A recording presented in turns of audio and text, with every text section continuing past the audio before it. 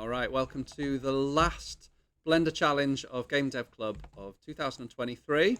This week, we are trying to make an animated reindeer nose. I don't know whether we'll make a whole reindeer body or just the reindeer head, but we're definitely going to try and make the nose different colors.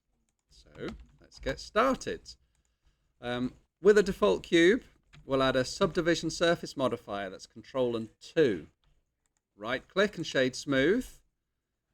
Change into materials shading mode, and let's set up the material for this object. So if we click on the base color, we can change it to a kind of orange and then a darker orange for reindeer skin. And do double click on the material to change the name. I'm going to call this skin. Then we go into edit mode by pressing tab, it's the button to the left of Q on your keyboard. And I want to be able to pull bits out of this in a mirrored way. So let's click on the spanner to add a new modifier. Add a modifier, and it's going to be a mirror modifier. Now this will mirror it in the x-axis. The x-axis is the red line. So anything now that I pull out in this direction is going to be mirrored on the other axis. So escape, Control Z, undo. Right, the thing I didn't say what I did there was I pressed 3 on the keyboard so that I can select a face rather than just a vertex. So that's 3 on the keyboard, all pressing up here. Right, how can we turn a blob into a reindeer? I'm going to select the bottom, E to extrude, and then pull out its jaw, E to extrude. This isn't looking very reindeer-like, but I'm hoping that will be its nose. And then that can be its neck, E to extrude, S to scale. Not fantastic, but it'll do. Then I want a reindeer, what do you call them? Antler. There we go. So E to extrude, S to scale, GZ to move up, E to extrude, E to extrude again, and I'm clicking. And then you can G to grab. You can, and then E to extrude. What's going on? Maybe E to extrude just a little bit, and then grab the bit we've just extruded.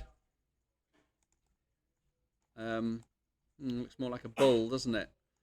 How about we Control R to put a loop cut in here? There we go. Then press 3, E to extrude, E to extrude again, E to extrude again, and then that bit can come forwards. It's not looking too shabby. It'll do. Maybe a little bit coming down along here. There we go.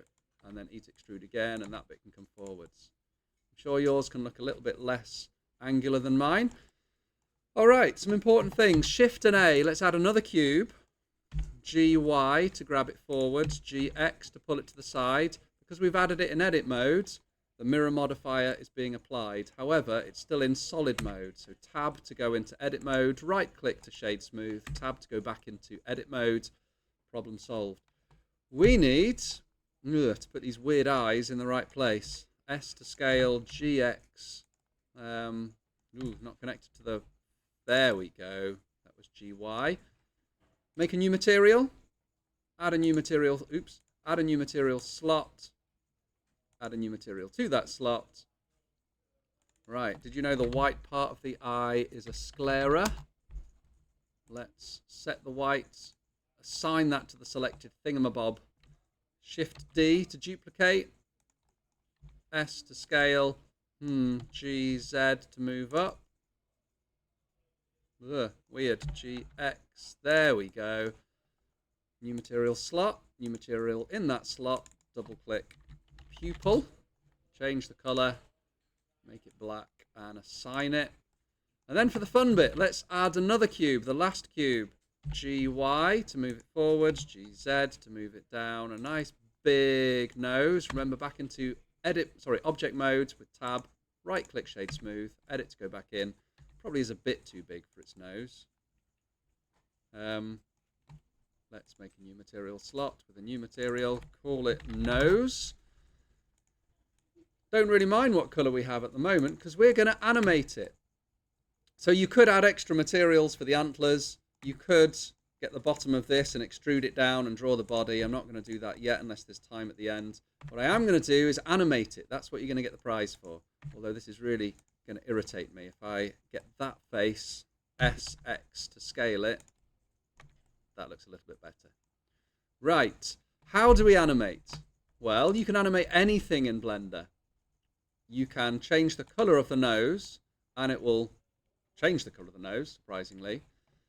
But you can move anywhere along the timeline, and if you have recording on, that's the bit that you're likely to miss, so make sure recording is on. It's auto keying, which means if you now change the color or the position or the rotation or anything in Blender, Blender will put the keyframes in for you. So, to begin with, I'm going to hover my mouse over the color and press I. That's like doing it manually. You only have to do that once. That will put a blob on your timeline. Let's move along a little bit. Then, click for a different color. Let's go for a green nose, and notice it automatically puts that keyframe in because we've got auto keying on. Move along the timeline. Choose another color. Let's go for a blue nose. Rudolph the blue-nosed rain thing. And then a yellow nose. And I think we ought to end with a green nose. But if you want it to repeat... Oh, have we got two green noses? That's sad. Let's go back here and make this one a red nose. Because if we want the animation to look good when it's looping, the start and the end should be the same.